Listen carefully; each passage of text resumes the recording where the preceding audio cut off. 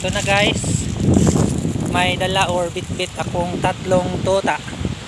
Ngayon punta tayo doon sa beach line natin sa may dagat. Papaliguan natin ang ating mga tuta ng dagat. Ito na guys, tingnan nyo guys. Minsan na guys, wala ako sa forma ngayon guys kasi bagong mata lang, pagigising lang.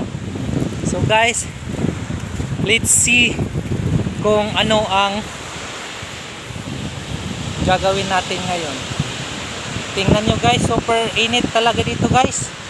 Oh, ang araw guys, grabe, super init. Almost 9 AM pa lang pero ang init-init dito guys. Ayun guys, dito tayo sa, malapit na tayo sa may dagat na. Ito na guys, tingnan nyo guys oh. Parang i-escape sana oh, tatago. Tumago na sila, nagiginawan yung mga aso natin.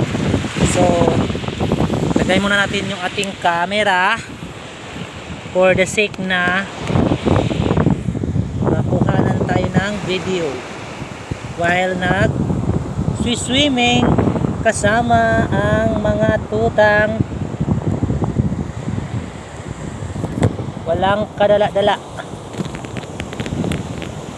Ang hirap talaga guys oh. Wala tayong gamit na pwede natin gamitin para maayos ang pagkalagay ng cam. So guys, ito na guys, punta na tayo guys. Iwan ko lang guys kung